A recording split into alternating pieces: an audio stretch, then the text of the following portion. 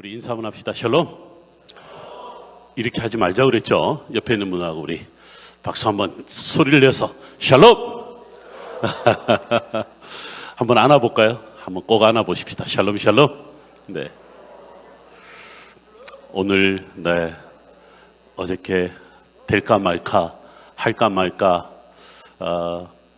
염려했었는데 이스라엘과 하마스가 그래도 1단계 이제 샬롬의 단계로 가서 너무 좋았어요. 6주간 이제 작정하고 이제 인질들을 교환하고 있죠.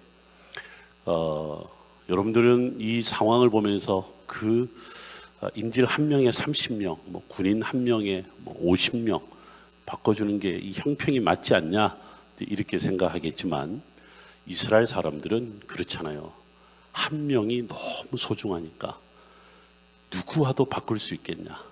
어쨌든 돌려만 주면 너희들이 원하는 사람 다 데려가라. 이런 거죠. 여러분들 이거에서 우리가 배울 수 있는 게 하나가 있어요. 샬롬이라는 말이 그 뜻 안에 이런 뜻이 있답니다. 무슨 뜻이냐면 지불하다. 영어로 말하면 to pay 하다. 꼭 지불해야 평화를 얻을 수 있다. 유대인들 머릿속에는 항상 이것을 놓쳐본 적이 없어요. 내가 지불하지 않는 것에는 온전한 것도 이 평화도 얻을 수 없다라고 말을 해요. 그래서 유대인들 머릿속에는 내가 이것을 얻으려면 내가 반드시 뭘 해야 한다 이런 게 있죠. 처음에 제가 이 샬롬이라는 의미를 이스라엘 사람에게서 배우면서 저에게는 어떻게 와닿았냐면 마태복음 5장 48절에 보니까 예수님께서 이런 말씀하시잖아요. 아버지가 온전하신 것 같이 너희도 온전하여지니라 이렇게 하는데 이 온전이란 단어가 놀랍게도 샬롬이더라고요. 이게 그럼 무슨 말일까 하냐라고 생각을 했냐면 예수님이 이 땅에 오셨다. 우리를 위해서 찾아오셨다. 또 하나는 우리를 위하여 십자가에 못 박히셨다. 당신을 내어준 거죠. 당신을 지불하여 준 거죠. 세상의 평화를 위하여 하나님의 백성을 살리기 위하여 당신을 내어줬다라는 겁니다. 내어주지 않으면 하나님과 우리가 온전해질 수 없다. 즉 샬롬을 이룰 수 없다. 성경이 그런 의미를 갖고 있더라고요. 오늘 여러분들은 주님 앞에 나오셨습니다. 이게 여러분들은 하나님과 온전하여지기 위하여, 아니 내 삶의 평화를 이루기 위하여 하나님 앞에 나를 드린 겁니다. 1년 내내 작정하고 하나님 내가 사랑의 동산 기도원에 올라와 나를 드리겠습니다. 그 드리는 순간에 하나님은 여러분들에게 뭘 주려고 준비하신 거 있지 않을까요? 여러분 그게 기대가 되죠. 저는 이번에 이 한 해 제가 세운 계획이 있는데요. 그걸 오늘 제가 깡그리 다 지워버렸습니다. 하나님 제가 이 사랑의 동산 기도원에서 3박 4일 동안 말씀을 나누는 가운데 하나님 제가 새로운 기대가 생겼습니다. 하나님 저는 이번 기회를 통하여서 새로운 꿈을 꾸고 새로운 희망을 가지렵니다. 그래서요. 하나님 뭘 주실래요? 이런 믿음이 저 안에 생긴 거죠. 여러분들 글쎄 내년에 한번 목사님한테 좀 듣게 될 것 같아요. 2025년도에 자신을 온전히 드린 주의 모든 백성들이 최선을 다해서 드린 이 한 해를 통하여서 뭘 얻었을까? 하나님은 그에게 어떤 은혜를 주셨을까? 기대가 되지 않습니까? 그런 기대가 여러분 안에 충만하시기를 바랍니다. 그래서 저도 신나죠. 제가 금방 대학원 학생들 마지막까지 강의하고 지금 올라왔는데 제가 사랑의 동산 교회를 한참 자랑했습니다. 이런 교회가 없다. 이런 기도원이 없다. 요즘에 모이기도 어렵고 아니 교회가 아무리 잔치를 베풀어 놔도 오질 않는데 어떻게 이런 교회가 있을까? 여러분들도 이렇게 살았으면 좋겠다고 학생들에게 이제 앞으로 전도사가 되고 목사가 될 사람들인데 자기들도 가까우면 여기 오고 싶다고 지금 오늘 여기 저한테 배우는 우리 신학생 두 분 부부가 오셨는데 어디 계셔? 여 앞에 앉아 계시네. 저분들이 머리가 허예도요. 네, 저한테 오랫동안 배운 분들인데 글쎄요, 지리산 밑에서 농사를 짓거든요. 근데 신학교를 들어갔어요. 그래서 또 배우고 또 배우고 오늘 이 자리에 또 같이 와서 또 배우고 있는 은혜. 하나님 앞에 이렇게 드리면 하나님이 우리에게 평화를 주셔요. 이거는 결코 바뀔 수 없는 진리 아니겠어요? 우리가 회개하지 않는데 어떻게 구원의 은혜를 주겠어요? 내가 주님의 길을 가지 않는데 어떻게 평화를 얻을 수가 있겠어요? 그래서 이스라엘 백성들이요, 오늘 하루 봤을 때 그 한 명, 여자 3명이 돌아왔잖아요. 이 3명이 돌아오니까 온 이스라엘 국민들이 환호하고 춤을 추고 그 집에 찾아가서 같이 껴안고 울고, 살아와 줘서 고맙다고, 살아와 줘서 우리에게 희망을 줘서 고맙다고. 그걸 제가 뉴스를 통해서 오늘 하루 종일 이렇게 보면서 샬롬을 얻는 것이 이렇게 힘들지만, 그러나 샬롬을 위해서 자신을 내어줌으로 하나님이 마지막 순간에 주는 은혜가 이거구나 라는 그런 은혜를 발견했습니다. 어제 제가 아브라함 이야기를 했고 오늘 새벽에 모세 이야기를 제가 나눴습니다. 그런데 전체 주제가 하나 있었죠. 하나님의 백성 성경의 땅에 서다라고 하지만 구약 성경은 이거를 우리에게 말씀하고 있고 신약 성경은 이것을 말씀하고 있다고 했죠. 구약은 뭘 가르쳐주고 있다고 그랬죠? 그렇죠. 고맙습니다. 내가 누구인가. 신약 성경은 내가 누구인가를 발견했으면 내가 무엇을 할 것인가. 이 고민을 우리가 이 3박 4일 동안 해보자고 했습니다. 그래서 내가 누구인가를 찾은 아브라함이 살아낸 삶, 그 그랄 왕 앞에서 온전히 살아낸 그가 그 그랄 왕을 책망할 만큼의 강력한 영적 리더십을 가졌던 아브라함. 떠돌이지만 아무것도 가지고 있지 않는 그였지만은 하나님을 의지했던 그가, 그를 통하여 하나님이 이방인들을, 그 왕을 감동시켰던 그 믿음이 바로 아브라함의 믿음이다. 모세는 어땠어요? 하나님이 부르셨는데 제가 뭐라고요? 내가 누구이기에? 그럼에도 불구하고 하나님은 모세를 꼭 붙잡으셨어요. 왜냐하면 모세가 아니면 이 일을 감당할 사람이 없으니까.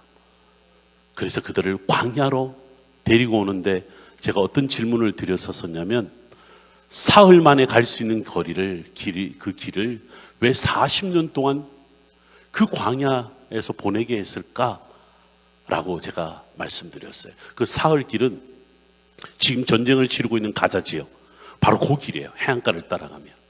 그런데 여러분, 광야가 6개 광야가 있다는 거예요. 수르 광야, 에담 광야, 바란 광야, 그리고 우리가 뭐 이름은 잘 모르지만 성경에 나와 있어요. 아라바 광야, 그리고 저 밑에 있는 시내 광야. 이런 광야들을 거치는 이 광야를 40년을 보냈다. 답이 뭐였어요? 400년 동안 잃어버린 그 이름.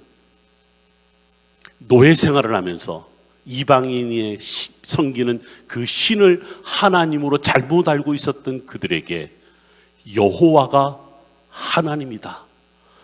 여호와가 히브리 민족의 하나님이다. 를 아는 시간이 필요했다. 몇 년? 40년이 필요했다. 그래서 누군가는 아직도 40년의 생활을 하고 있는지도 모른다라고 했죠. 주님 어디 계십니까? 주님 지금 나에게 오셔서 말씀하여 주시길 원하는데 주님 어디 계십니까?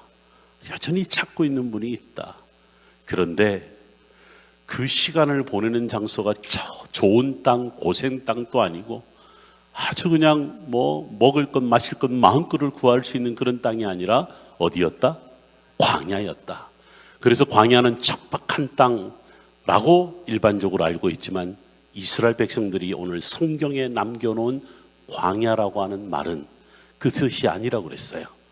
무슨 뜻이라고 그랬을까요? 아침에 오신 분들, 하나님이 지금 말씀하고 있는 곳, 그게 바로 광야다.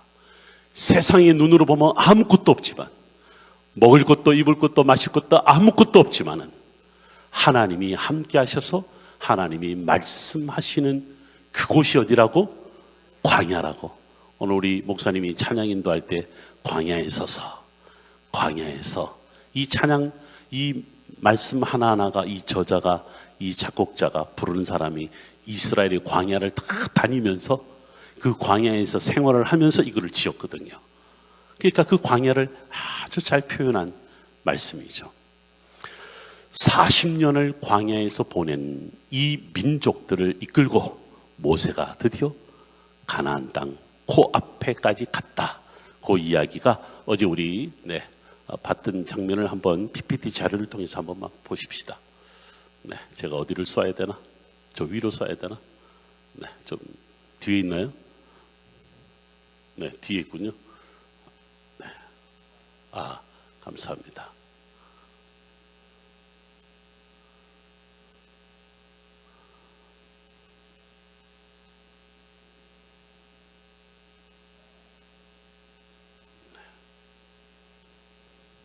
한 번만 봐주시면, 제가 여러분들이 오늘 하루 종일 일하고 오시고 또 이래 오셨는데 뭐라도 좀 보여드리면서 네, 감사합니다. 목사님 요거 누르면 되죠? 요거 밑에 거. 네, 감사합니다. 자, 눌렀는데 니는 왜 안 가니? 목사님 눌렀는데 안 가네. 이게 기계는 아직도 기계인가 봐요. 그죠? 저기가 고센 땅이에요. 보시는 것처럼 뭐 시나이 반도라고 해서 가데스 바네아라고 뭐 이렇게 그림이 보이죠? 이게 인터넷에 잘 떠 있는 그런 사진이란답니다. 오늘 아침에도 잠깐 보여드렸는데 이 고센 땅이 사람이 살 수 있는 아주 좋은 땅인데도 불구하고 감사합니다. 이제 볼 수 있는 이 고센 땅에서 여러분 보시는 이 그림이 바로 히브리인들 그 벽화가 발견이 됐더라고요. 400년 동안 이 히브리인들이 저렇게 벽돌을 짓고 살았다라는 게 역사적인 사건이었다는 것이 저 벽화를 통해서 알게 된 거죠. 생긴 게 하얀 사람이에요? 까만 사람이에요? 그래서 히브리인들이 누가 그래요? 저걸 보고 흑인들이었나 이래요. 이 사람들은 원래 셈족이기 때문에 흑인이 아니고 우리와 비슷해요. 왜 흑인이 됐을까? 죽도록 이란이라고. 혹시 여러분 제 얼굴이 하얗지 않죠? 불빛 때문에 하얘 보이는데 제가 까매요. 원래는 이렇게 까만 사람이 아니에요. 제가 어느 날 이렇게 옷 갈아입는다고 옷을 우통을 벗으니까 우통을 이렇게 보여주니까 목사님 하얀 사람이었네요 이래요. 광야 한 40년을 보내다 보니까 얼굴이 새까매지는데 히브리인들이 원래 까만 사람들이 아니고 노예 생활을 해서 그런 거예요. 지금 바로 40년을 보낸 광야, 신의 광야라고 하는 곳이 바로 이곳입니다. 어떻게 한번 저하고 걸어볼까요? 따뜻한 계절, 어제 1도까지 갔다 그랬죠? 괜찮아요. 여러분들 저와 함께 한 3월, 4월에 가면 38도, 39도 정도니까 갈만하죠. 자, 여기가 바로 그 유명한 시내산이죠. 시내산. 성지순례 다녀오신 분들은 아마 여기를 한번 좀 가셨을 거라는 생각이 드는데, 이 시내산에서 드디어 모세가 이스라엘 백성들이 하나님의 백성이다라고 하는 그런 말씀을 들고 내려왔던 바로 그 현장이죠. 저게 무슨 나무냐면 떨기나무예요. 세계 어디를 가더라도 보기 어려운데 저게 바로 한 군데서만 볼 수 있다라는 떨기나무랍니다. 저게 불이 붙었대요. 근데 타지 않았대요. 여러분 그것을 히브리 말로 스네라고 하는데, 그 불이 붙었는데 타지 않는 떨기나무를 스네라고 했는데, 이 스네라는 말에서 나온 말이 시내라는 말입니다. 시내산 할 때, 시나이 반도 할 때, 그러면 그 사건이 뭐가 됐다? 지명이 되었다라는 말이 되겠죠. 오늘 아침에 이 이상한 글자를 하나 보여드렸어요. 이게 바로 여호와라고 하는 고대 글자인데, 이스라엘 백성들이 40년 동안 저 글자 하나를 찾는데 그 시간이 오래 걸렸답니다. 참 오래 걸렸어요. 그러니까 사람들이 지칠만 하죠. 더더욱이 먹을 것, 마실 것 풍부하지 않은 곳이다 보니까 원망하고 싸움을 벌이고 불평하고 얼마나 힘들었는지. 그래도 하나님은 그들을 광야를 지나가게 했다. 왜? 여호와가 우리의 하나님이다. 이 사건을 보여주는 거죠. 요거는 글자인데요. 그냥 무시하면 되는데 하나만 기억하시면 돼요. 이스라엘 백성들이 400년 동안 애굽에 살면서 무슨 이야기를 많이 들었냐면 야도 신이고 야도 신이고 자도 신이고 저것도 신이다. 온통 다 신이다.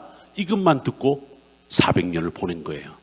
그런데 아브라함을 통해서 이스라엘 백성들이 만난 하나님은 여러 하나님이에요? 한 분 하나님이에요? 한 분 하나님이다.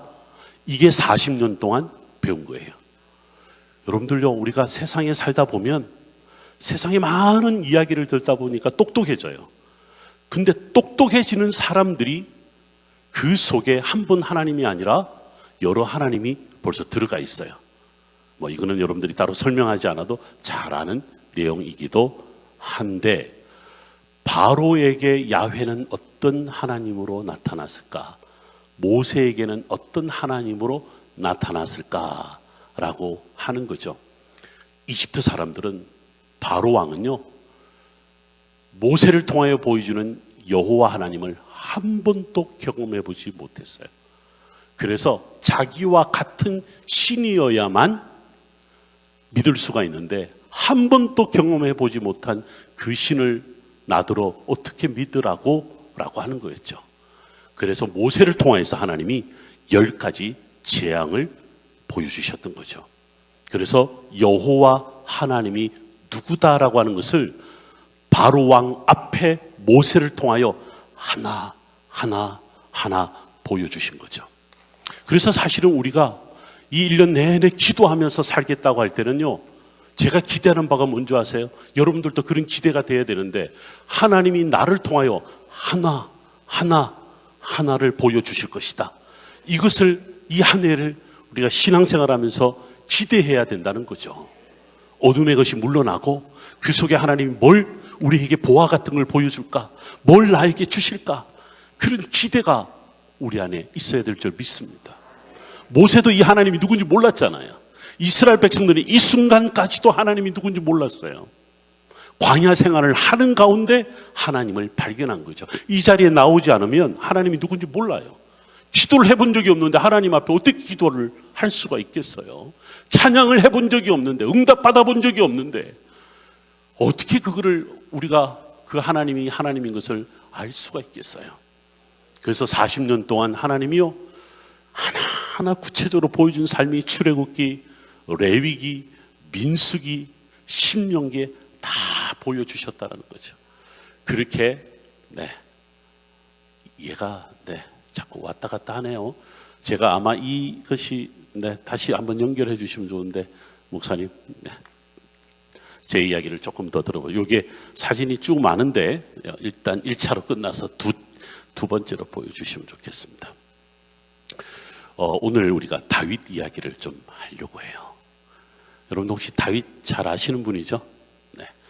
어떤 사람이에요? 좋아요, 싫어요? 좋아하고 싶은데 얘 사고를 참 간간히 쳐요. 근데 이 친 사고가 제법 큰 사고들이 꽤 많이 있더라고. 그러다 보니까 이 다윗을 좋아하다가도 이거 참 다윗을 어떻게 해야 되지? 그런데 다윗의 뜻은 사랑받는 자라는 뜻이네. 다윗의 이름이 히브리 말로 다비드라고 그러는데 이 다비드는 사랑받는 자라는 뜻이네. 사랑받을 만한 일을 뭘 했을까?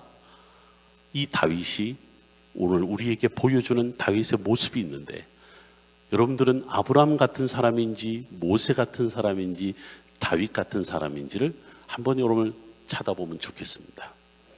여러분 저와 함께 성경 어디를 찾아보냐면 사무엘하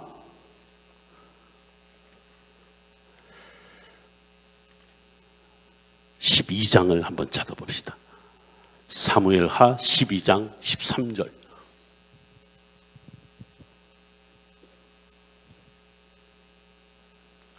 그냥 저와 함께 이렇게 읽어봅시다. 따라합니다. 다윗이 나단에게 이르되 내가 여호와께 죄를 범하였노라. 자, 그 다음에 그대로 요거 갖고 있고 사무엘상 한번 가보십니다. 사무엘상 15장 24절을 가보십시다.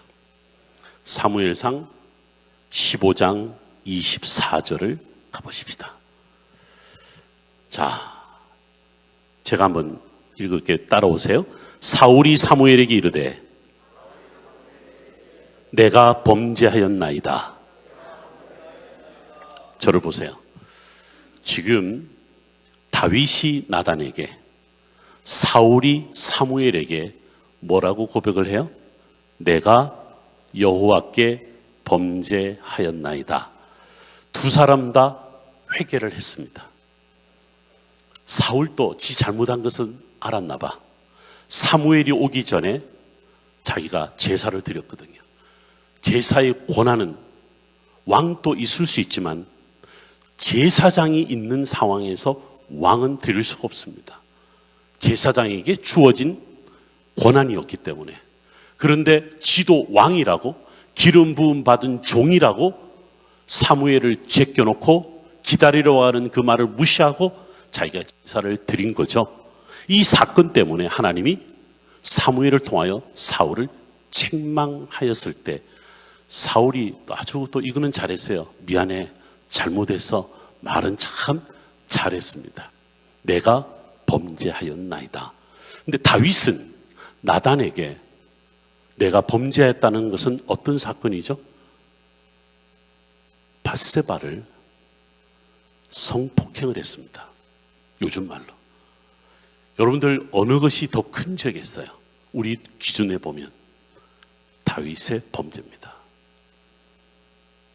제가 성폭행이라는 말을 써서 좀 더 다윗을 좋아하려고 하다가 조금 멈칫하게 되죠. 요즘에는 엄청난 사건이잖아요. 근데 고대 사회는 뭐 오늘 어저께 우리 왜 아브라함이 자기 부인 뺏긴 이야기도 들었으니 고대 사회거니 하고 이해가 되시나요? 근데 지금 오늘 나단 선지자가 다윗에게 비유를 통해 말하면서 그 자가 바로 너다 라고 이야기했을 때 다윗이 자기 신분이 있음에도 불구하고 변명하거나 피하거나 오히려 상대방을 공격할 수 있었을 것 같은데 곧바로 뭐라고 그러냐면 내가 여호와께 범죄하였나이다. 여러분들이 우리가 보기에는 이 범죄가 더 큰 범죄임에도 불구하고 하나님 편에서는 다 회개를 했습니다. 저는 오늘 여러분들 다윗에 대한 첫 번째 이야기에서 다윗의 회개는 사울의 회개와 뭐가 다를까라는 겁니다. 여러분 이 성경은 끝까지 나중에 다 읽어보십시오. 사무엘상 15장과 사무엘하 12장을 다 읽어보면 그 결론에서 이렇게 나옵니다. 사울이 사무엘에게 나중에 이렇게 이야기합니다. 왕 다른 사람들에게 내가 범죄한 사실을 말하지 말아달라고 요청을 합니다. 그래서 사무엘이 의리가 있어서 알았다 하고 자기들 갈 길로 가버립니다. 그런데 다윗은 어떻게 했는 줄 아세요? 하나님이 네 아이를 데려갈 것이다. 그때 다윗이 금식을 선포합니다. 모든 사람들 앞에서 금식을 선포하며 그 금식하는 내내 울고 또 울고 또 울었습니다. 모든 사람들이 다윗이 회개하는 이야기를 들었습니다. 그 아이가 왜 하나님이 데려가셨는지도 알게 되었습니다. 사울은 자신의 죄를 숨기려고 했습니다. 다윗은 이 죄를 숨기지 않았습니다. 저는 다윗이 왜 위대하냐라고 할 때 누구나 큰 실수든 작은 실수든 큰 범죄든 작은 범죄든 할 수가 있습니다. 그런데 그것을 남한테 그 탓을 돌리는 것이 아니라 그 상황에 뭔가 그 의미를 돌리는 것이 아니라 자기가 온전히 다 받아들이는 겁니다. 다윗이 왜 사랑받는 자였나? 사람들로부터 사랑받는 자가 아니라 하나님 앞에 사랑을 받는 자였다는 건데 하나님이 다윗을 사랑할 이유가 분명해졌습니다. 다윗의 회개는 세상 앞에 다 드러낼 만큼 하나님 앞에 몸부림치면서 죽으면 죽으리라는 각오를 갖고 회개했다라는 겁니다. 저는 오늘 이 집회를 준비하면서요 계속 기도하는 것이 뭐냐면, 하나님, 이 저녁에 나오는 자들이 이 한 해에 대한 기대가 클 텐데 나를 통해서 하나님이 어떤 일을 하실까 대단한 기대를 갖고 주님 앞에 몸부림치고 있을 텐데, 그런데 그 첫 번째 단추는 회개해야 되는데 하나님 앞에 하나하나 낱낱이 다 숨기지 말고 모든 것들을 다 끄집어내서 하나님, 내가 잘못했습니다. 제가 오늘 아침에 그냥 침대에서 무릎 꿇고 기도하는 거예요. 하나님, 제가 잘못한 게 너무 많은데 어찌 감히 하나님의 말씀을 이렇게 전할 수 있을까요? 그냥 한 시간 내내 기도하는데 회개 기도밖에 되지 않는 거예요. 기독교 역사가 그랬던 것 같아요. 우리 교회가 언제 부흥했는가, 한국 교회에 언제 하나님이 은혜를 부여주셨는가를 보면 다윗의 회개처럼 그렇게 회개했던 순간이 아니었나? 사랑하는 여러분, 우리가 하나님 도와주십시오, 함께해 주십시오, 응답해 주십시오, 당연히 우리가 해야 할 기도지만 첫 번째 해야 될 일은 회개합시다. 회개할 수밖에 없습니다. 하나님, 제가 평생 신앙생활 하면서 회개할 거 다 했는데요. 회개할 거 다 했는데요. 또 회개할 게 있어요. 한번 가만히 생각해 보세요. 여러분들 회개할 것 정말 다 회개하셨습니까? 지금도 우리는 날마다 세상과 더불어 살고 있어요. 보고, 느끼고, 만지고, 경험하는 세상의 모든 것들이 여전히 내가 생명을 가지고 살아가는 동안, 이 죄악 많은 세상 속에 살아가는 동안 우리는 죄를 짓고 있습니다. 오늘 하루 여러분들 멀리까지 가지 마시고 오늘 세상 속에 살면서 여러분들이 지금 회개해야 된다고 했을 때 무엇이 생각나나요?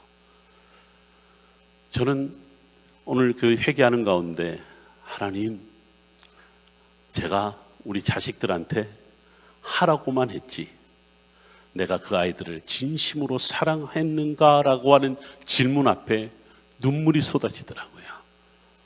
내가 우리 아이들을 정말 사랑했는가? 내 가족을 정말 사랑했는가? 사랑하면서 그들에게 이렇게 해라, 저렇게 됐으면 좋겠는가? 저는 그렇게 회개를 했습니다. 여러분은 어떻습니까? 그렇게 보면 회개할 게 하나하나 생각날 것 같아요. 오늘 우리가 읽었던 본문 사무엘상 22장, 23장, 24장 쭉 읽어지는 내용 가운데 첫 번째 22장 시작하는 말에 이런 말이 나옵니다. 22장 1절에 그러므로 다윗이 어떻게? 그곳을 떠나, 이렇게 나옵니다. 그곳을 떠나. 어디를 떠났을까요? 삶의 자리를 떠났습니다. 사실은 좀 더 들여다보면 사울과 싸움을 하고 있었습니다. 사울과 권력 다툼을 하고 있었습니다. 사울이 오르냐 다윗이 오르냐 그 싸움판에 지금 다윗이 서서히 빠져들고 있었습니다. 만약에 다윗이 오늘 이 순간 떠나지 않았으면 죽었을 겁니다. 아마 사울에게 붙잡혀서 죽었을 겁니다. 여러분들 22장 앞에 가보면 다윗의 골리앗 싸움 아시죠? 다윗과 골리앗 싸움을 너무나 잘 압니다. 이미 그때 사울은 다윗이 대단하다라고 본 것이 아니라 위험 인물이다라고 본 거죠. 어떻게 조그마한 놈이 짱돌 5개로 골리앗을 이겨요. 저는 다윗과 골리앗이 싸운 데를 가봤는데요. 이길 수가 없어요. 왜냐하면 그 엘라 골짜기라는 곳이 바로 블레셋 땅이에요. 언제든지 블레셋 사람들이 밀려올 수 있는 그런 곳이었거든요. 그런데 다윗이 골리앗을 상대로 이겼는데 그것을 지켜보는 사울은 도저히 이길 수 없는 싸움을 다윗이 이기는 것을 보고 위협을 느꼈던 거죠. 근데 사울이 너무 사랑했던 아들 요나단마저 다윗을 따르고 있는 거죠. 사울의 사람들마저도 서서히 누구를 따라요? 다윗을 따르는데 제가 뭐라고? 사울은 알고 있었던 거죠. 저가 뱉었던 말이 있거든요. 골리앗을 향하여 뱉었던 말이 있거든요. 할례 받지 못한 저들이 하나님의 백성을, 하나님을 능욕한다고 그 조그마한 놈이 얼마나 당당하게 이야기했는지 사울은 하나님이 다윗과 함께하고 있는 것을 봤던 겁니다. 아니 사울만 봤겠습니까? 모든 사람들이 질 수밖에 없는 전쟁이었는데 다윗을 통하여서 이 전쟁을 역전시키는 걸 보며 앞으로의 리더는 사울과 같은 통치하는 자가 아니라 자기가 무슨 대단한 능력을 갖고 있는 리더라고 말하는 자가 아니라 비록 보잘것없는 자라도 세상을 보면 너무나 보잘것없는 자라도 하나님이 함께하는 사람이 앞으로 통치자가 된다는 것을 사울은 봤거든요. 그래서 사람들이 서서히 다윗을 따르기 시작합니다.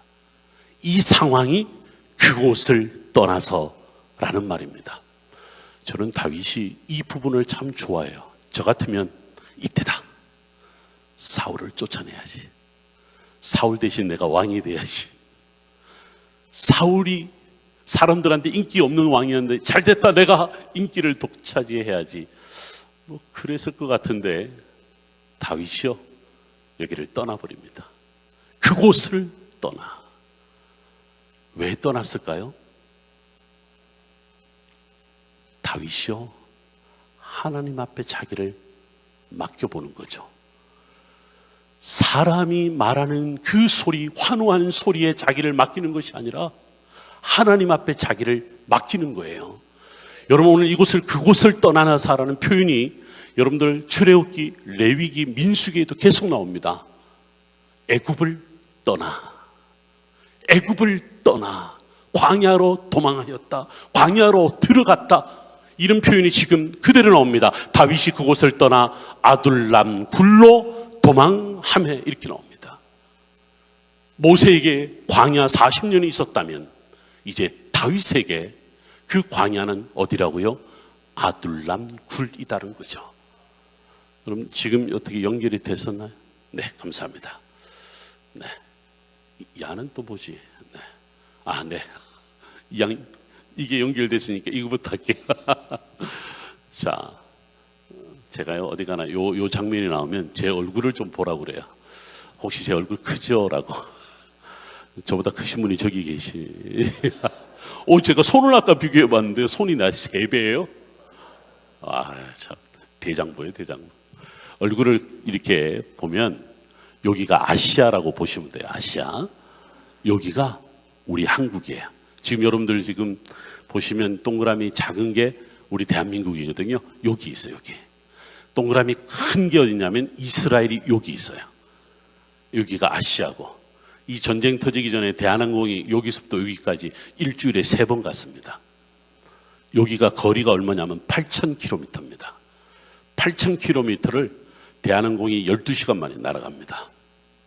대단하죠? 8,000km. 갔다가 또 8,000km. 또 가면 또 8,000km. 또 돌아오면 8,000km 합하면 제가 왕복 2번 하면 어떻게 될까? 24,000km거든요. 24,000km는 제가 어떻게 말할 때 이 24,000을 말하냐면 바울이 복음을 전했던 1차, 2차, 3차 전도 여행 떠나기 로마로 가는 모든 거리를 재보니까 23,000km였습니다. 와, 바울도 대단하죠. 바울 이야기는 내일 저희가 또 나누기도 할 텐데, 여러분들 이 아시아 땅의 제일 끄트머리에 한국과 이스라엘이 있어요. 그래서 비슷하나 봐. 달랑달랑 붙어 있어서. 우리는 무슨 바다를 끼고 있어요? 대한민국은 태평양을 끼고 있고, 자들은 무슨 바다를 끼고 있어요? 지중해를 끼고 있어요. 여러분, 지중해 이스라엘 바로 밑에 애굽이 있죠. 위에 아수르 바벨론이 있죠. 서쪽에 나중에 헬라 로마가 등장하죠. 여기는 뭐가 있어요? 우리나라 요즘 보면 밑에 옆에 일본이 있죠. 저 옆에는 중국이 있죠. 저 위에는 러시아가 있죠. 저 좀 떨어진 데는 미국이 있죠. 하여튼 골치 아픈 두 나라인데, 그래서 하나님이 제2의 이스라엘, 제2의 동방의 예루살렘은 뭐 한국이다, 뭐 이런 이야기를 하는 이유가 역사가 아마 비슷해서 그런가. 북이스라엘이 있는 반면에 북한이 있고, 남유다가 있는 반면에 그렇죠, 남한이 있고, 그런가. 너무 비슷하죠. 자, 여러분들, 성경의 땅이 바로 참 저 엄청난 역사인데, 글쎄요, 저기를 아브라함이 다 걸었더라고요. 아브라함이 걸으면서 메소포타미아도, 나일강도, 지금 레반트라고 하는 오리엔트라는 뜻을 갖고 있는 저 지역도 다 다녀봤는데, 이게 바로 시나이 반도가 있는 이스라엘 땅이죠. 우리가 어저께 하나님의 백성 성경의 땅에 서다 하면서 아브라함이 걸어 다녔던 지역들을 지도로 한번 표시를 해봤습니다. 저 거리를 한번 재보니까 2,000km 정도 걸었더라고요.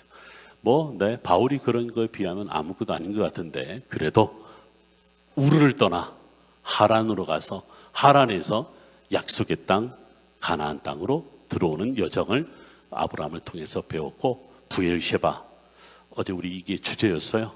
근데 제가 이거를 보여드리고 싶어서 다시 사진을 가지고 온 거예요. 어제 말씀드렸죠. 여러분들 70m의 우물이 지금도 남아있다. 아브라함이 어떻게 얻어낸 우물, 돌을 던지면 풍덩. 제가 그 돌을 얼마나 많이 가져갔는지요, 막힐까봐 돌을 이제는 못 던지겠는데, 그래도 살짝 던져보면 아직도 풍덩해요. 근데 저같이 돌을 던지는 사람이 이스라엘이 몇 명이나 더 있는 줄 아세요? 7,000명이 더 있어요. 그래서 가이드들이 한 명씩 다 던져버리면 저 물이 막힐까봐 우리가 요즘 자제하자 그래요. 그래서 그 위에다 뭘 덮어놨어요. 이제 못 던지게끔. 놀랍지 않아요? 아브라함 우물이 지금도 남아있다는 게. 저것 때문에 부엘셰바라는 이름이 붙였던 거죠. 어제 우리 광야 이야기, 오늘 새벽에 봤던 그 시내 광야, 아까도 봤던 그 사진이죠. 자, 빨리빨리 지나가네. 이번에는 아둘람 굴입니다. 아둘람 굴 사건 이후에 나중에 다윗이 왕이 되었을 때 수도를 저곳 예루살렘을 잡았답니다. 저는 예루살렘에 워낙 오래 살아서 뒷골목에 뭐가 있는지 다 알 수가 있는데, 혹시 CTS를 종종 보시나요? 근데 혹시 저를 못 봤었어요? 보셨어요? 어제가 오늘이 월요일인가? 네. 지난주에 다 끝났는데 1년 내내 워킹 온 더 바이블이라고 해서, 아마 여러분들 저하고 비슷한 남자가 하나가 월요일마다 15분, 20분으로 계속 나왔을 겁니다. 하여튼 CTS에 자주 나왔는데, 저 예루살렘을 다니면서 여기가 거기에 저기가 이런 거예요, 이런 거 먹으면 맛있어요, 뭐 그런 거 쭉 방송을 했었습니다. 예루살렘 너무 그리운데 제가 다음 달 말에 저 예루살렘을 가요. 지금 간증이기도 한데요, 저 예루살렘 성 안에 저희가 어떤 사역을 하나 하냐면 라면을 끓여주는 사역을 해요. 벌써 3년이 됐어요. 이 목사님도 오셨네. 라면을 끓여주는 사는데, 라면집 이름이 뭐냐면 베들 라면이에요. 베들 레헴은 빵집이잖아. 그래서 그걸 갖다가 베들 라면 이렇게 했는데, 처음에는 몇 그릇 안 파는 거 아니에요. 그냥 나눠줘, 일주일에 하루. 요즘은 너무 인기가 좋아서 일주일에 이틀 나눠주고 있는데, 처음에는 20-30그릇 나갔다가 지금 몇 그릇 나냐면 150그릇, 200그릇. 근데 이게 문제가 아니라 저하고 비슷한 놈들이 있어요. 혼자 와서 혼자 5개 먹고 가는 애들이 있어요. 얼마나 라면을 좋아하는지. 근데 정결법에 걸리잖아요. 돼지 국물 이런 거 못 먹잖아요. 근데 얘네들이 좋아하는 게 하나 있더라고. 이 특정 회사 이름을 말해도 되는지 모르겠는데 무파마 라면이라고 혹시 아세요? 그게 뭐냐면 뭐 야채로 돼 있다며요. 제가 볼 때는 스프 안에 뭐가 들어가 있을 것 같은데 그래도 그림상 보면 야채가 그려져 있으니까 이거 먹어도 돼, 괜찮아. 정결법에 걸리지 않아 하고 이제 끓여주고 먹이고 있죠. 근데 제가 이 라면 사역을 함께 하면서 제가 어떤 은혜를 받냐면 팔레스타인도 오고 유대인도 와요. 왼수 같은 애들이 오는데 라면을 먹을 때는 코를 함께 쳐박고 먹어요. 끝나고 나서 땀을 뻘뻘 흘리면서 그 여름날에도 여름엔 어떤 데는 팥빙수도 해주거든요. 우리 성지순례 가면 저기 한번 갈 거예요. 언제 갈래나. 어쨌든 성지순례 가면 매주 화요일 날 오후 1시부터 7시 사이에 여러분들 가셔서 마음껏 드셔도 됩니다. 지금 올드시티 안에 유명세를 타서 매주 많은 사람들이 찾아오는데 근데 우리가 복음을 전하지는 못해요. 근데 더 재밌는 것은 한국어도 배우고 싶고 한국 음식을 더 먹고 싶으니까 혹시 또 한국인들이 언제 모여 물어온 거예요. 그래서 우리가 예루살렘 교회 제가 담임 목회했던 그 교회 후임 목사가 아주 팜플렛을 만들어서 매주 토요일 날 안식일 날 11시에 여기를 오면 한국 음식을 먹을 수 있어. 오늘 라면에는 김치가 없는데 그때는 김치도 나와. 이랬어요. 세상에요. 지금도 꾸준하게 10명씩 나오고 그렇게 전도해도 안 되는 유대인들이 무슬림들이 그 한국 음식이 뭐라고 떡볶이도 만들어주고 닭강정도 만들어주고 요즘에 그게 라면이 복음이 돼버렸습니다. 어떤 유대 여자아이는요 주일학교 성경공부 교사도 하는 친구가 있어요. 참 하나님이 K푸드를 이렇게 발전시켜서 세계 복음의 통로가 되리라는 건 상상이 있겠습니까? 지금부터 3000년 전에 다윗이 라면을 먹으러 오면 얼마나 좋을까 그런 생각을 해보죠. 다윗 때문에 저 예루살렘이 세계 중심이 되었다라고 하는 거죠. 바로 여러분들 지금 예루살렘에서 차로 서쪽으로 40분 정도 내려가면 허허 벌판에 동굴 하나가 발견이 됐어요. 저 동굴을 사진을 제가 다운로드 받았는데 여러분 보시는데 왼쪽에 무슨 여자 한 분이 기어가고 있는 거 보이나요? 이 사람이에요. 사람인데 그 다음에 내려가는데 동굴이에요. 저게 바로 아둘람 길이에요. 아둘람굴. 아둘람굴이 발견이 됐어요. 400명이 예를 들어서 블레셋 군대가 쳐들어온다 또는 사울의 군대가 쳐들어온다 그러면 뿔뿔이 흩어져서 그 동굴 안으로 기어 들어가 버려요. 사람을 못 찾아. 그게 바로 왼쪽에 있는 저 여자분이 퍼포먼스를 보여주고 있는 거죠. 저게 아둘람 굴이다라는 거죠. 자, 오늘 이 본문을 다시 한번 돌아와 보면 다윗이 그곳을 떠나 아둘람 굴로 도망하매라고 나오는데 2절에 보니까 누가 따라오냐면 세 부류가 따라옵니다. 누가 따라와요? 환난 당한 모든 자. 환난 당하다는 뜻이 뭐냐면 벼랑 끝에 서 있다라는 뜻입니다. 원래 히브리 원문은 벼랑 끝에 선 자, 오도 가도 못하고 벼랑 끝에 서 있는 자, 빚진 모든 자, 그리고 마음이 원통한 자. 몇 명이 다윗을 찾아왔어요? 400명이 찾아옵니다. 저 동굴 안에 400명이 찾아온 겁니다. 여러분 이 세 부류는 여러분들 다른 게 아니고요. 사울 때문에 재산을 강탈당하거나 사울 주변에 있는 사람에 의해서 요즘으로 하면 고리대거법이에요. 고대 시대에는 지금처럼 지폐가 없어요. 화폐가 없어요. 어떻게 여러분들 옛날에 사람들이 먹고 살았을까? 거래했을까요? 물물교환이잖아요. 그러니까 물물교환하니까 자기 거 다 어떻게 빼앗길 수밖에 없는 거죠. 그래서 사울과 그 세력들에 의해서 모든 것들을 빼앗긴 채 살아가는 자들이라는 거예요. 그러다 보니까 절벽에 서 있는 거죠. 빚더미에 앉아 있는 거죠. 너무나 억울해서 도저히 살 수 없는 거죠. 그럼 당연히 제가 이렇게 말할 수 있어야 돼요. 어저께 아브라함 이야기를 하면서 우리 교회가, 우리 기도원이 약속의 땅이 되어야 되겠다. 오늘 아침에 모세를 통해서 여기가 광야가 되어야 되겠다. 그럼 오늘 우리는 여기가 어디가 되어야 되겠다? 혹시 빚졌습니까? 혹시 저랑 절벽 끝에 서서 달랑달랑 달려있는 분이 여기 계십니까? 마음이 원통해서 저놈의 자식 때문에 하루 종일 마음이 얼마나 힘든지, 이 정도 되면 회개할 거리가 참 많죠. 사실은 우리 교회가 쉘터, 안식처, 은신처, 세상으로부터 절벽에 내밀려갖고, 여러분들 죄송해요. 우리 소상공인들 많으실 텐데 제가 우리 선교회에서 카페를 운영을 해봤어요. 소상공인들 한 5년을 살아봤어요. 나라에도 11조를 내도만 하나님께도 11조를 내고 12조가 나갈 정도가 아니라 와, 어떻게 사나 싶더라고. 제가 그래서 주일날 문을 여는 자들이 이해가 되더라고. 한편으로 집사님 문 닫아야죠, 이 말이 안 나오는 거라.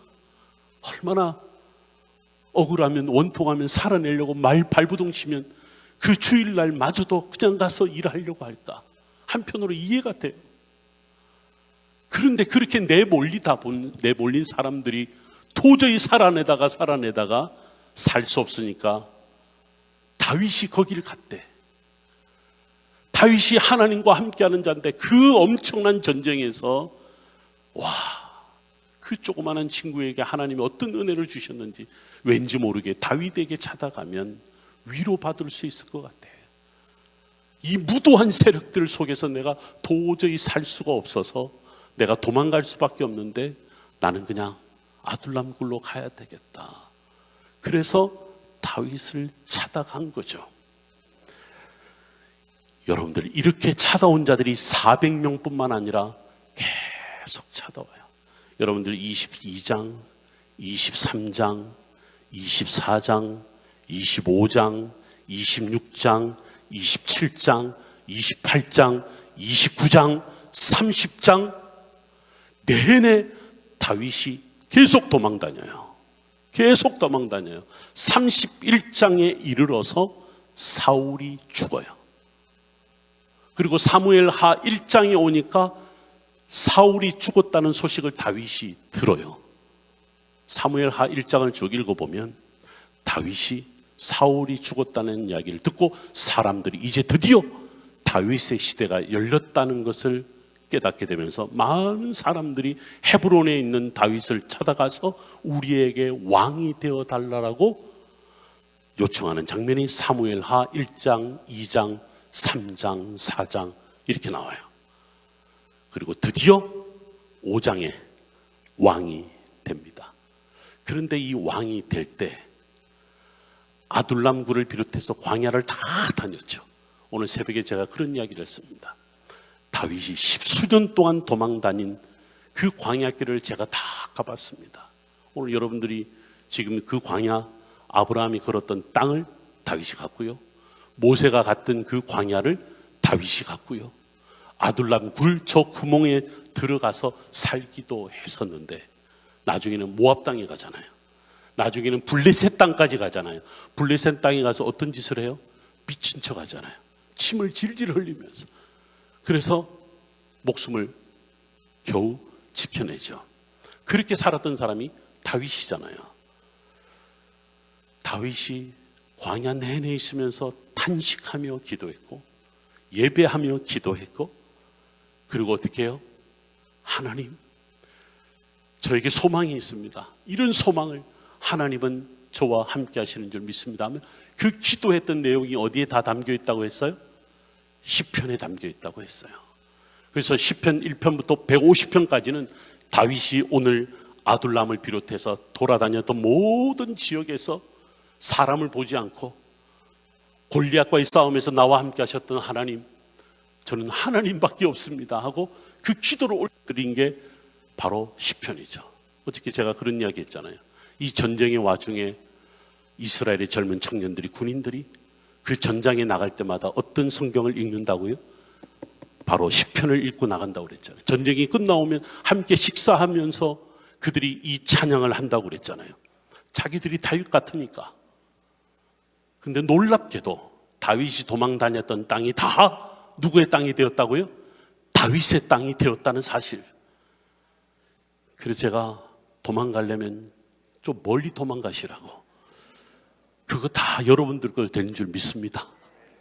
여러분들 여기 앉아서 숨어들어서 여기 앉아 있지만 내일이면 또 가서 일하고 또 살아가야 되잖아요. 또 원통한 일을 또 경험할 거 아니에요. 숨어버리고 싶을 거 아니에요. 다윗처럼 고개를 들지 못하고 얼굴을 아들랑굴에 쳐박고 있을 거 아니에요. 그래도 어떻게 살아야지. 그래도 어떻게 사람들을 만나야 되고 뭔가 몸부림쳐야 되잖아요. 그렇게 살아야 된다고. 그렇게 산 모든 땅이 하나님이 여러분에게 맡겨주실 줄 믿습니다. 다윗의 오늘 아둘람굴은 우리에게 그것을 보여주는 거예요. 지금 제가 보여드리려고 하는 것은 아주 중요한 내용 중에 하나입니다. 이 과정에서 다윗은 아브라함에게서 뭘 배워왔고 모세를 통해서 뭘 배워왔냐면 다윗이 시편을 통하여 그 기도할 때 그 내용에 도대체 뭐가 있었는지가 이게 중요합니다. 지금 오늘 말하는 쉐마 기도라고 하는 이 기도는 신명기 6장 4절 5절 들으라 이스라엘아 여호와 하나님은 한 분 하나님 마음과 뜻과 정성을 다하여 내 여호와 하나님을 사랑하라. 온 집집마다 그게 다 붙어 있습니다. 지금도 이스라엘 백성들은 화장실만 빼고 들어갈 때 키스하고 나오고 나올 때 키스하고 나옵니다. 그 조그만 박스 안에 성경이 들어가 있는데 그게 바로 신명기 6장 4절, 5절, 6절 말씀이 거기 들어가 있죠. 다윗이 아둘람굴로 들어갈 때 사람을 의지했을까요? 아니에요. 하나님을 의지하는데 뭘 어떻게 의지했냐면 지금 여러분들 저 장면이 통곡의 벽이에요. 절기를 보내는 장면이에요.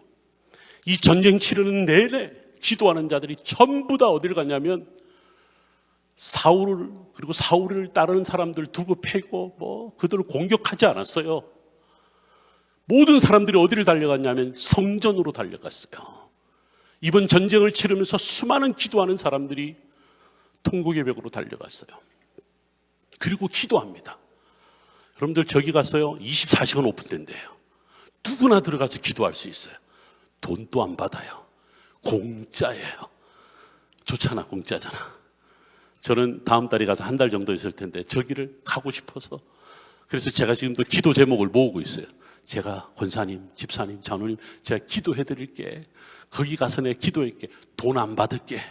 내가 가서 기도하고 올게요. 제가 24시간 저길 가서 저도 기도하죠. 예수님도 저곳에서 기도했었으니까. 통곡의 벽에서 이 사람들이 기도할 때요. 아바!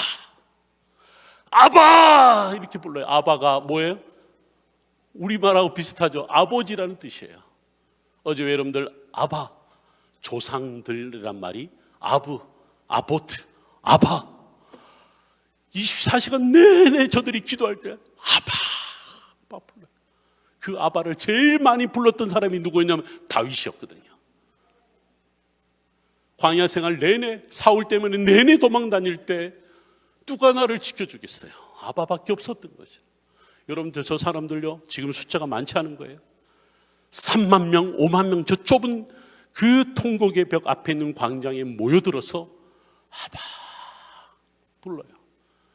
그리고 나서 랍비 한 명이 갑자기 마이크를 들고 쉐마 이스라엘 아도나이 엘로헤이누 엘로헤이누 에하드 들으라 이스라엘아 여호와 하나님은 유일하신 한 분 하나님이시니.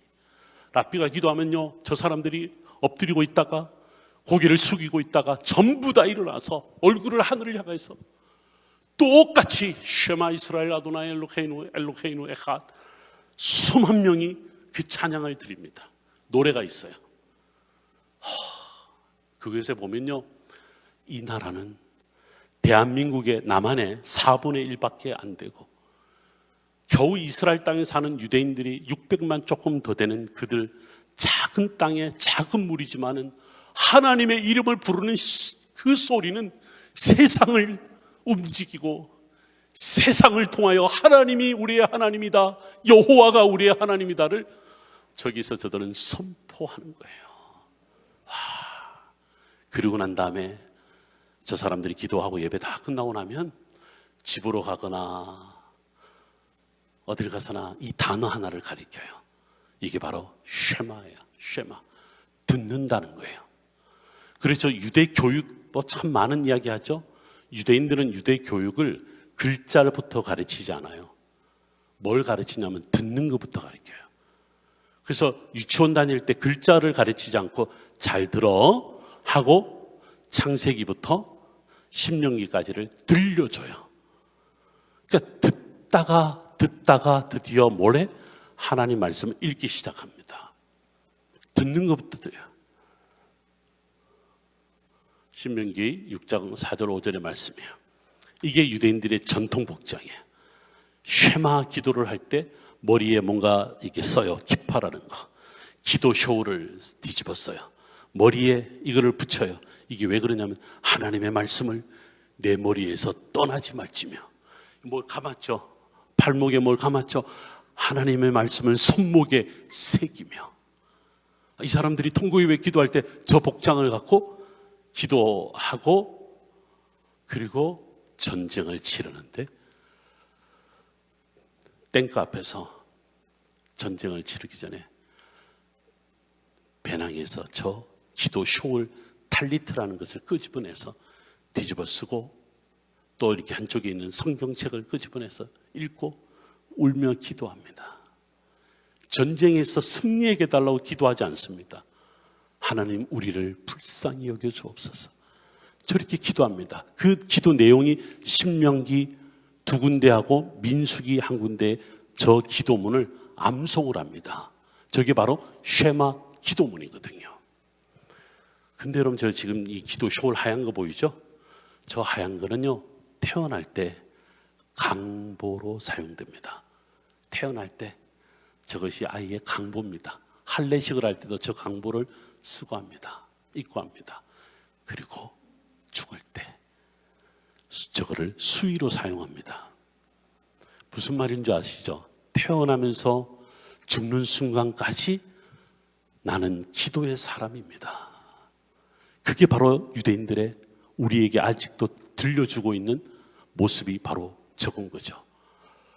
다윗은 저런 천을 뒤집어 쓰고 기도하지 않았죠. 왜냐하면 다윗이 그 스스로가 기도하는 자였기 때문에. 그가 내내 오늘날 이스라엘 사람들이 저 탈리트를 가지고 뒤집어 쓰고 기도하는 것처럼 다윗은 그렇게 기도했던 거죠. 아버지가 아들에게 탈리트와 머리에 붙이는 테필린과 이런 것들 이렇게 하는 거야 가르쳐주고 있어요. 형이 동생 키가 안 닿으니까 자기가 대신 손을 짚어서 동생에게 키스하도록 가르쳐주는 거예요. 여러분들 저 한쪽에 문설주에 붙어있는 저게 바로 메주자입니다. 메주자. 메주 말고 메주자예요. 저 메주자 안에 신명기 6장 4절 5절 말씀이 들어가 있어요. 근데 그 표에 여러분들 저 자료를 가만히 보면요 뭔가 글자 하나가 새겨져 있어요. 혹시 여러분들 저 따라 한번 해보시겠어요? 이렇게 심심한데 이렇게라도 한번 해보시죠. 이렇게 되나요? 안 되시는 것 같은데 되네. 이렇게 되죠.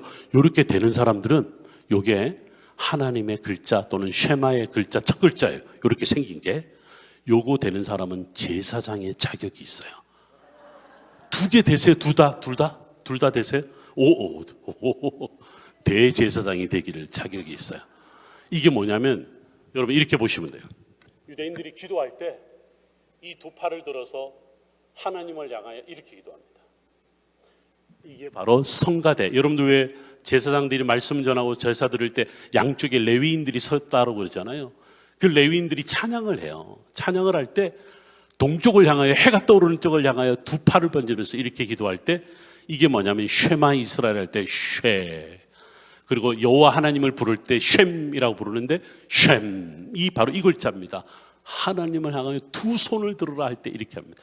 여러분들은 이렇게 안 해도 돼요. 네, 여러분 그냥 손을 들고 찬양하고 아까 목사님 어떻게 아직도 그걸 다 기억하시네. 네, 이거 유대인들은 저 자신들이 하나님 앞에 보여주는 모습을 여전히 저렇게 하고 있는 것을 볼 수가 있죠. 유대인들은요 항상 어디 있든지 저렇게 모여서 예배를 드려요. 몇 명이 안 돼도 오늘 이곳에 모여 있는 여러분들만 있어도 얼마나 감사해요. 이 귀한 시간을 피곤하고 지치는데 어저께 제가 이렇게 끝나고 나서 숙소로 돌아갔는데 우리 여기 참여했던 분인 것 같은데 혹시 여기 앉아 계시지 않나요? 제가 있는데 저는 모른 척 했습니다. 뭐 친구를 만나러 온 것 같아. 너 어디 갔다 이제 왔어? 기다리는 사람이 늦게 오니까 나 교회 갔다 왔어 이러는 것 같아. 이 시간에 교회가 있다면 우리 교회밖에 없는데. 그래서 혹시 어저께 제가 있는 숙소에 오신 분이 있다면 제가 이미 들었습니다. 그러니까 너는 지금까지 뭔 교회 지금까지 뭐 해? 그러니까 예배 드리고 왔어? 이렇게 대답을 하시더라고요. 얼마나 귀합니까? 하나님 만나겠다고 회개하며 다시 일어서겠다고 다윗처럼 살아내겠다고 이 아둘람 굴로 찾아온 여러분들이 얼마나 귀한지. 유대인들은 단 600만밖에 되지 않지만 세상을 향하여 하나님의 백성이 누구인가를 보여주는 모습은 저렇게 예배자로 서 있는 모습이다라고 하는 겁니다. 자, 이제 말씀을 우리가 한번 맺어가 보십시다. 오늘 저는 아브라함이 아무것도 없는 그곳에 와서 떠돌이의 땅에 와서 어떻게 살아냈는가, 광야에서 모세와 이스라엘 백성들이 어떻게 살아냈는가 좋아요. 그런데 제가 오늘 뛰어넘었어요. 여호수아 시대를 뛰어넘고 사사 시대를 뛰어넘고 다윗 때로 바로 왔습니다. 이거 뭐냐면 이제는 세상 밖이 아니라 세상에서 동떨어진 광야가 아니라 세상 속에 들어와서 살아내는 사람들의 이야기입니다. 아둘람 굴은 광야에 있지 않습니다. 예루살렘에서 딱 30-40분 떨어져 있습니다. 엘라 골짜 다윗과 골리앗이 싸웠던 장소 세상과 그렇게 떨어져 있지 않습니다. 세상 속에 살면서 광야까지 갈 수 없는 자들은 그들에게 필요한 곳이 있다는 거예요. 하나님을 만나야 되는 곳이 있다는 거예요. 그게 바로 아둘람 굴이다 라고 오늘 우리에게 주시는 말씀이에요. 또 하나는 나중에 여러분 터키의 갑바도기아라는 데를 가보시면 아마 느끼실 텐데 도심으로부터 40km가 떨어져 있어요. 최초의 수도 운동이 생겼던 곳이에요. 혼자 들어가서 내가 도 닦는 데가 아니라 공동체가 함께 모여서 가난한 자들이, 억울한 자들이, 특별히 그 당시 여자고 아이들이 인정받지 못하는 시대에 과부가 되면 로마 사회에서는 완전히 노예 같은 사람이 돼요. 아무런 고난이 없습니다. 그런 여인들이 오갈 데 없는 자들을 모아서 예배하는 수도원이 갑바도기아에 있어요. 가면 전부 다 열기구 타고 뭐 찝차 타고 다 하지만 정작 우리가 봐야 되는 게 뭐냐면 그곳에서 숨어서 예배했던 자들이 있었더라는 거죠. 오늘날 갑바도기아 사람들은, 찾아가는 사람들은 다 좋은 구경거리를 찾아가지만 저는 성지순례가 함께 갑바도기아를 갈 때는 여러분들 여기가 아둘람 굴이랍니다. 세상에서 떨어져 나와서 살아낸 사람들의 이야기가 있는데 여기서 놓치지 말아야 될 것이 하나 있습니다. 이들은 회복되면 다시 돌아갔어요.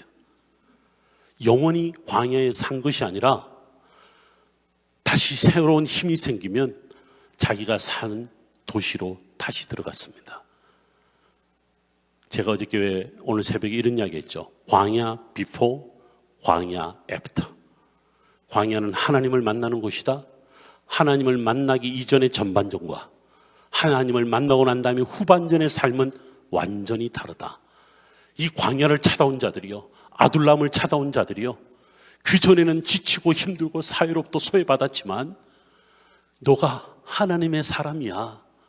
네가 노예처럼 사는 듯하지만은, 너가 어떻게 하다가 네가 혼자 사는 과부가 됐지만은, 네가 어떻게 하다가 전 재산을 빼앗겨서 그냥 거지처럼 살아가지만은 아니야. 또 한 사람이 얼마나 귀하고 소중한 하나님의 사람인데. 이거를요, 그 당시에 그 유명한 바실리우스라든가 그레고리스라든가 위대한 기독교의 교부들이요, 그 한 사람 한 사람 병자들과 소외된 자들 부여안고 기도하며 그들을 세운지, 그들이 다시 돌아가서 비록 내 삶은 세상에서 이렇게 규정되었지만 너는 이런 사람이야 라고 나를 규정했지만은 그 속에 회복된 것은 더 이상 노예가 아니라, 과부가 아니라, 없는 자가 아니라, 억울한 자가 아니라 하나님의 사람이다라는 사실로 그 세상을 살아냈다는 겁니다. 저는 우리 교회가 도심에서 4km 떨어져 있다, 또 3km 떨어져 있다라고 하더라고요. 여러분, 교회 오는데 버스가 없어서 고생하신다면서요. 근데 어떻게 오셨어요? 차 타고 왔죠. 걸어서 왔죠. 저는 우리 교회가, 우리 기도원이 세상에서 떨어져 있지만 세상과 더불어 살아갈 뿐만 아니라 저 세상을 변화시키는 아둘람 굴이 되는 줄 믿습니다. 억울한 자, 환난 당한 자, 정말 절벽 끝에 서서 어찌할 줄 모르는 사람들이 잠시 세상을 떠나와서 마음껏 예배하고 찬양하며 기도하는 가운데 회복될 때 다시 돌아가는 거죠.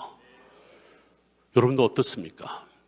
저희가 회개해야 되는 것이 있다면 그렇게 살아내지 못한 것이 우리의 회개가 되어야 돼요. 우리 교회가 아둘람 굴인데 여기서 내가 만난 하나님으로 내가 저 세상에서 살아가는데 나는 그걸 모르고 살았어요. 우리 교회가 아둘람 굴인 줄 모르고 살았어요. 여러분, 왜 일주일에 주일날 꼭 필요한 줄 아십니까? 세상에서 떨어져 나와서 나를 볼 수 있어야 돼요. 예배자로 섰을 때 내가 누구인가를 예배하는 가운데 발견해야 되는 거예요. 그래서 주일 예배가 얼마나 소중한지 몰라요. 그 시간에 세상에 여전히 머물고 있다면 여러분이 누구인지를 몰라요. 그냥 세상의 원 오브 댐, 그들 중에 한 명일 뿐인 거예요. 하나님이 왜 우리를 그토록 안타까워하실까?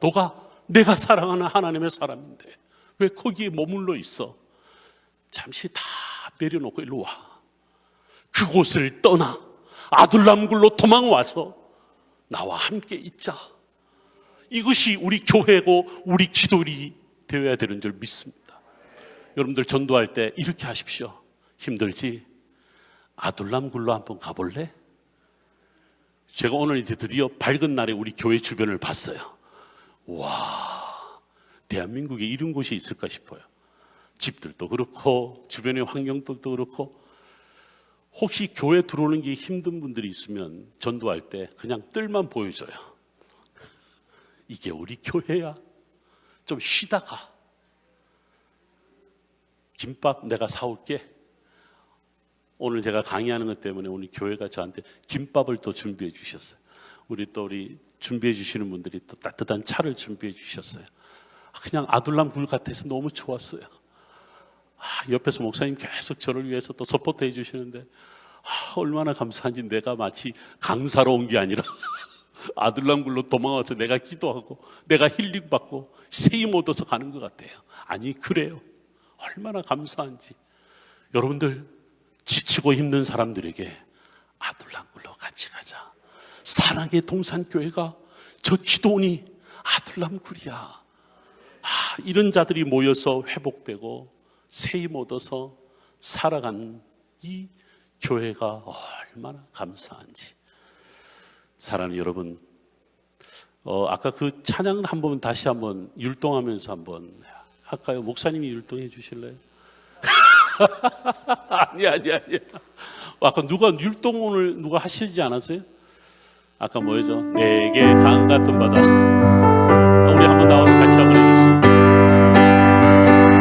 내게 강 같은 평화, 내게 강 같은 평화, 내게 강 같은 평화 넘치네. 내게 강 같은 평화, 내게 강 같은 평화, 내게 강 같은 평화 넘치네. 아멘. 여러분들, 주님 안에서 정말 이 평화, 강같이 흐르는 평화를 경험하시기를 원합니다. 우리 이 시간에 함께 기도 한번 하십시다. 눈을 감고 제가 여러분들에게 한 가지 꼭 기도 같이 하고 싶은 것은 우리가 회개가 필요합니다.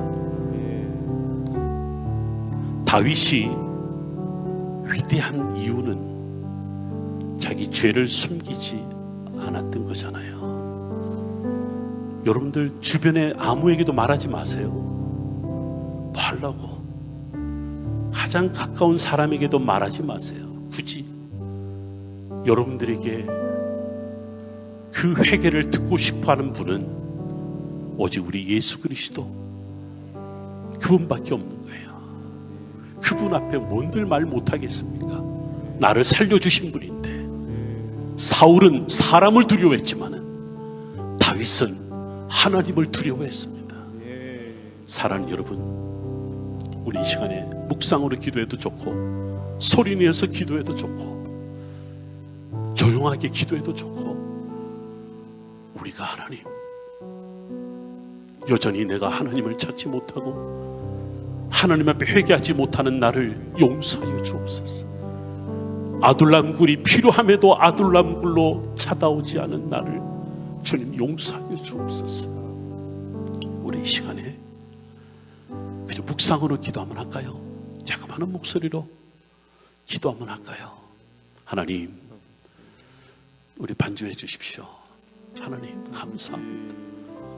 오늘 다윗이 나단 선지자의 책망을 들었을 때, 주님, 내가 여호와께 범죄하였나이다, 그렇게 눈물로 기도하며 하나님 앞에 다 쏟아낸 다윗처럼, 하나님, 내가 오늘 주님 앞에 내 모든 것들을 쏟아내고 싶습니다.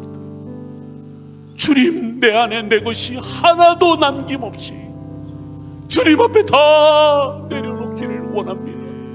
아버지 하나님, 이 아둘람 굴에 있음에도 불구하고 하나님을 찾아오지 못한 내 죄를 용서하여 주옵소서. 마음껏 주를 찬양하며 예배할 수 있음에도 찬양하지 못함을 용서하여 주옵소서. 주여, 우리를 용서하여 주옵소서. 하나님, 우리 한국 교회가 무너져감에도 불구하고 나라와 민족을 위해 기도하지 못했고 우리 교회를 위하여 기도하지 못했음을 주여 용서하여 주옵소서. 이곳 선지동산에 올라와 주님 앞에 회개하며 주님 살려달라고, 새 희망이 되어달라고 부르짖고 있는 이들, 주님이 듣고 싶어하는 이야기는 바로 우리의 회개임을 다시 한번 고백합니다. 주님, 사랑하는 성도들 여기에 있습니다. 오늘 이 회개가 우리 가운데 있게 하여 주옵소서. 주님,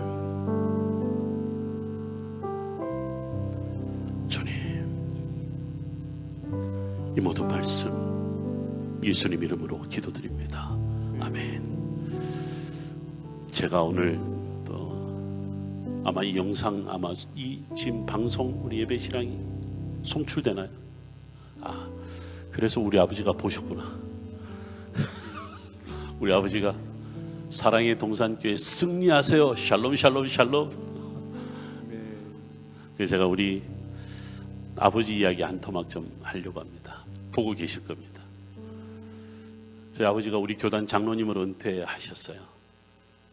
고향이 마산이신데 평생을 울산에서 사셨죠.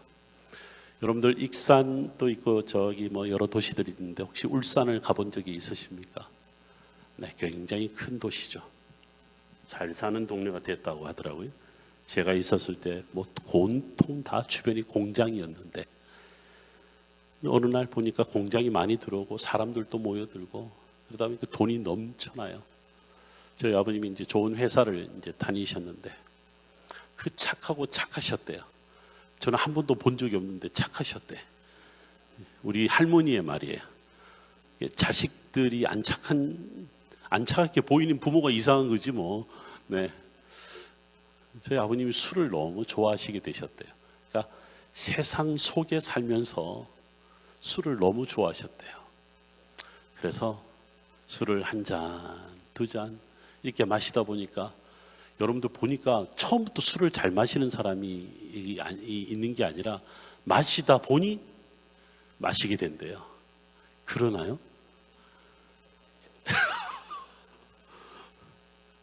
술을 좋아하셨던 분들이 옛날에 있잖아요. 그렇대요. 이분도 아마 정말 착하셨던 분들인데 술을 너무 좋아하시는데, 근데 술을 드시면 이렇게 이제 정신줄을 놓는 분들이 있죠. 근데 제일 사고 치는 분들이 누군가 이렇게 봤으니까 다 그런 건 아니에요. 평소에 착하신 분들이 사고를 친대요. 이게 왜 그런가 보니까 사람이 심리가 그렇다며 억눌려 있었던 것이 뭔가 하나가 탁 건드리면 정신줄을 놓게 되면 그냥 그 속에 있는 게 다 터져 나온다고 하더라고요. 이분이 이제 그랬던 것 같아요. 그래서 이분이 이제 술만 드시면 뭐 이렇게 주먹이 자꾸 나가나 봐. 그러니까 뭔가 자꾸 이렇게 뒤집어 엎으시나 봐요. 그래서 항상 어릴 때 저희 아버지 보고 계실 텐데 죄송해요. 저도 이제 나이가 60이니 80이 넘으신 어르신을 디스하는 건 아니고 그래서 이 간증은 끝까지 들으셔야 돼요. 집안에 뭐 하나 남아있는 게 없어요. 다 부셔버리거나 다 갖다 뭐 그래 오셨죠. 근데 그건 다 괜찮아요. 근데 저는 어릴 때 제일 힘든 건 뭐였냐면 저녁 되면 파출소에서 전화 오는 게 제일 힘들어요. 나중에는 우리 파출소 아저씨들이 제 이름도 알아요. 진산아 아버지 모시고 가라 이제 이런 거죠. 그래서 울산에 가면 경상남도 울산에 가면 공업탑 로타리가 있어요. 술을 좋아하시는 모든 꾼들이 모이는 곳이 있습니다. 월급날이 되면 아주 그냥 난리가 나는 거죠. 돈이 이제 나오는 것이니까. 근데 이분이 저도 이제 교회를 다니기 시작하고 또 부모님 어머니도 교회를 제가 전도하고 다니고 또 이러면서 이렇게 조금씩 복음이 들어가셨나 봐요. 근데 점점 이분이 이제 하나님을 만나게 되는 여러 과정이 있는데 근데 그래도 뭐 버릇은 아직 이게 술버릇은 아직도 안 고쳐지시는 거예요. 근데 여전히 저는 나이가 20살이 넘어가는데도 여전히 파출소를 다니고 있는 거죠.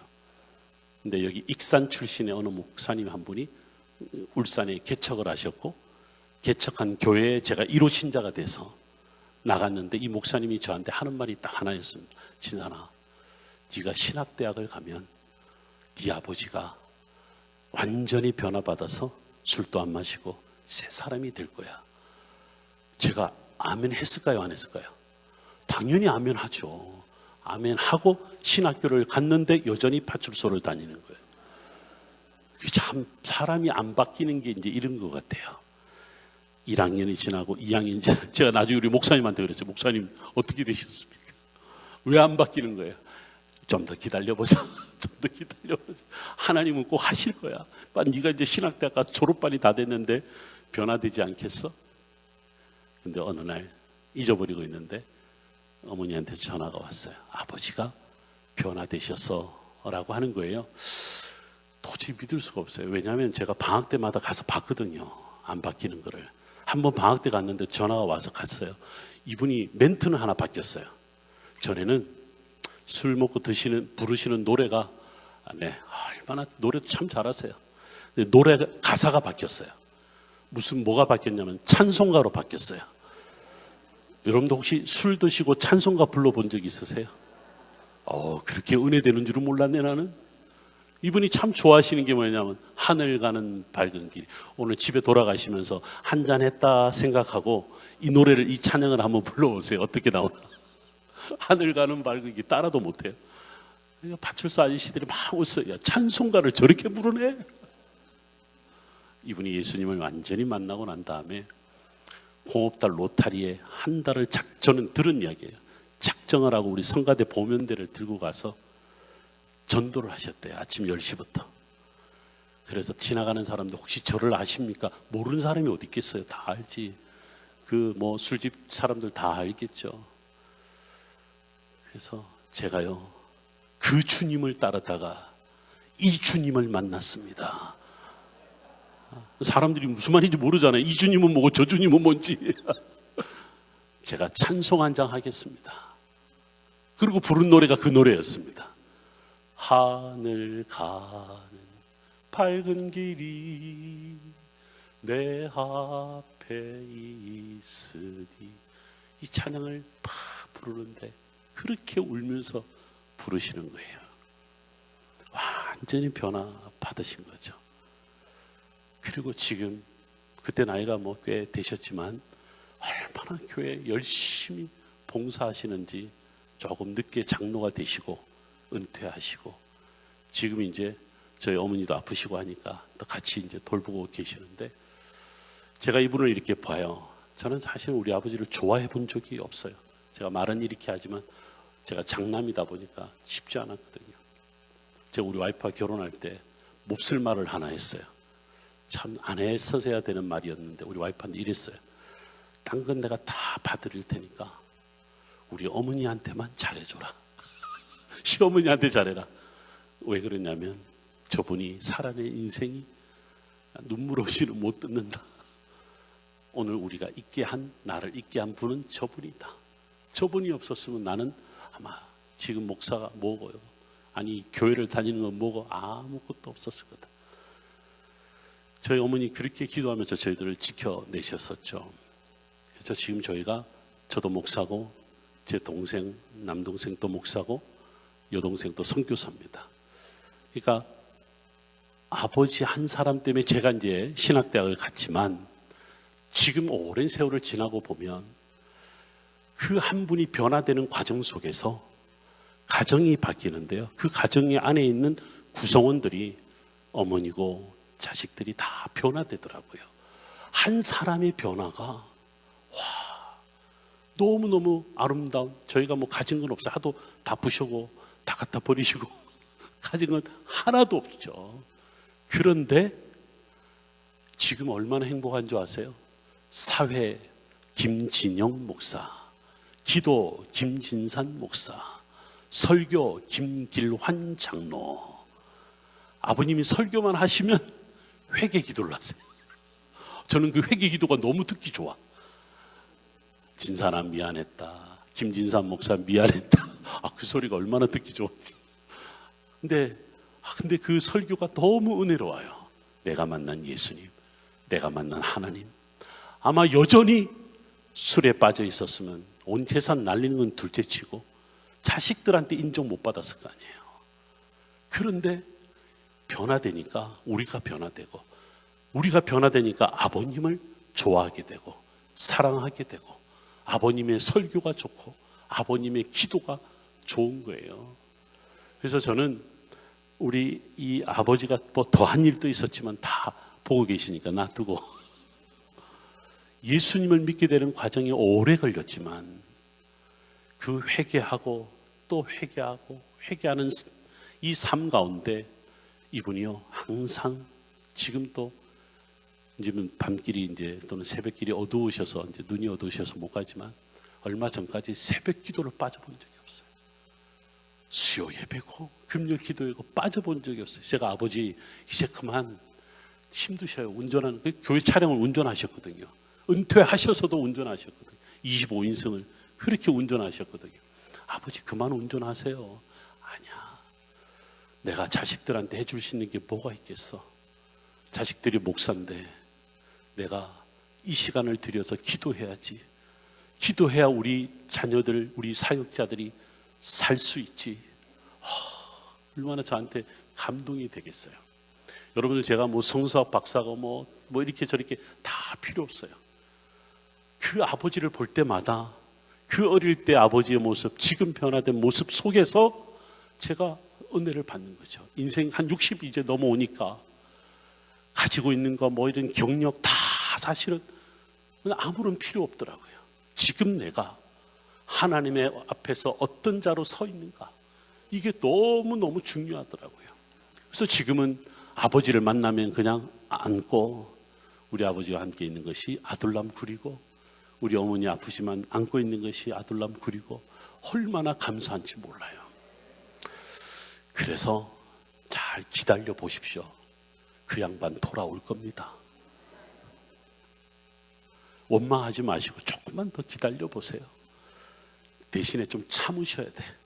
좀 때리면 좀 맞아주시고, 갖다 부수면 또 새거 하나 갖다 놓고 조금만 더 기다려 보십시오. 하나님이 올해 우리 교회를 통해 위대한 계획을 시작하셨잖아요. 아둘람굴에서 위대한 계획을 시작하셨잖아요. 이 일을 이제 하나하나 보게 될 겁니다. 여러분이 다윗이 되어 주십시오. 여러분에게 도망오는 자들을 그냥 품어주세요. 싸워서 뭐해? 싸워서 뭐해? 손가락질하면 뭐예요? 이 정도 인생 살아보니까 이제 좀 그런 여유 안 생기세요? 여전히 성질내고 싸우시죠? 네, 뭐 어떡하겠어요?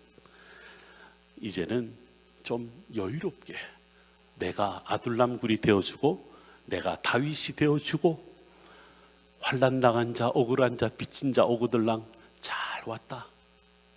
기도하자. 당신을 품고 사랑하고 기도하자. 이런 은혜가 여러분 안에 넘치기를 소망합니다. 우리 기도하고 마칩시다. 우리 이 시간에 반주와 함께 아까 우리 회개를 기도하면서 여러분들 우리가 그 기도 제목을 붙잡고 기도했잖아요. 이제는 하나님, 내가 아둘람굴이 되게 하여 주옵소서. 나에게로, 우리 교회로 찾아오는 저 억울한 자들, 지치고 힘든 자들, 어찌할 줄 몰라서 방황하고 소리만 지르고 그냥 지 성격대로 마음껏 지르는 저들을 이제 내가 품고 기도하기를 원합니다. 내가 다윗처럼 아둘람굴처럼 살아가게 하여 주옵소서. 우리 사랑의 동산교회가 기도원이 되려고 합니다. 아둘람굴이 되려고 합니다. 이곳을 찾아 올라오는 자들에게 하나님, 그들을 사랑하고 품고 마음껏 힘으로 세상을 다시 살아갈 수 있도록 능력을 더하여 주옵소서. 우리 이 시간에 주여 간절히 세 번 부르고 아둘람이여 나에게 찾아오소서. 다윗이여 오늘 나에게 찾아와 주소서. 주님 나에게 찾아와 주셔서 그 은혜의 은혜를 더하여 주옵소서. 우리 주여 세 번 부르고 기도합니다. 주여